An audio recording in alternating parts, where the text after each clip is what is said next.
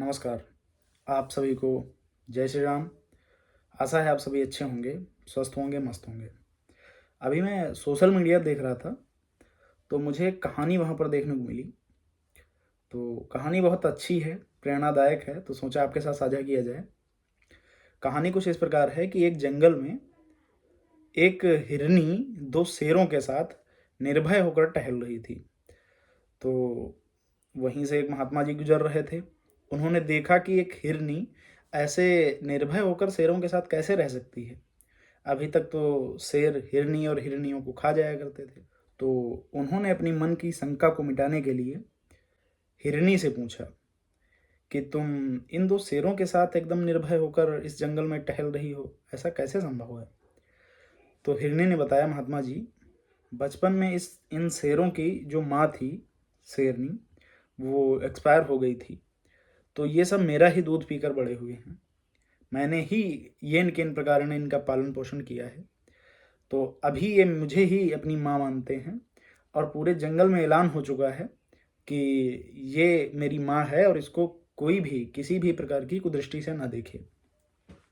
तो इसीलिए मैं इन बच्चों के साथ एकदम निर्भय होकर, निडर होकर पूरे जंगल में टहलती हूँ और जहाँ भी मन होता है मुझे खाने पीने को मिल जाता है।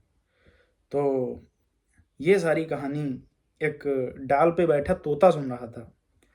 तो तोते को बड़ा मोटिवेशन फील हुआ, प्रेरण महसूस हुआ। तो उसने सोचा कि मैं भी किसी के साथ कुछ परोपकार करता हूँ, तो हो सकता है आगे मेरी ज़िंदगी कुछ अच्छी हो जाए किसी के साथ परोपकार करने से। तो यह सोच ही रहा था कि उसे एक सांप दिखाई दिया, जो कांटों से छिदा हुआ नीचे पड़ा था ज़मीन पर और लगभग मूर्छित अवस्था में था। तो तोते ने उसका कांटा निकाला, नीचे गया और उसका कांटा निकाला। तो कांटा निकालते ही कुछ देर तक वो उसके होश में आने का इंतज़ार करता रहा कि मुझे पहचानेगा, मुझे धन्यवाद देगा, लेकिन ऐसा नहीं हुआ। जैसे ही वह होश में आया, सबसे पहले उसने उसी तोते को डसा जिसने उसका कांटा निकाला था। तब तक उधर से महात्मा जी भी आ गए। तो महात्मा जी पूछे तोते से कि तुम यहाँ क्यों पड़े हो?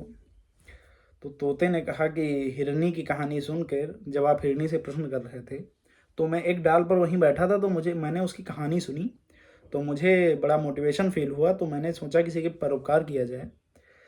तो मैंने भी इसका कांटा निकाला था और जैसे ही कुछ राहत मिली जख्म में, तो इसने होश में आकर मुझे ही डस लिया है।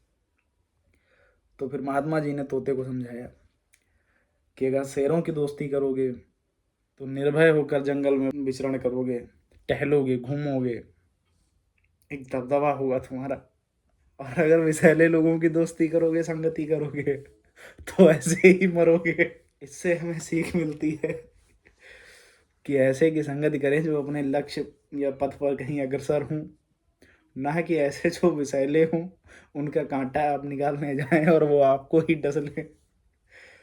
जय श्री राम, जय भवानी, हर हर महादेव। आप सभी को महाशिवरात्रि की हार्दिक शुभकामनाएं। जय जय श्री राम।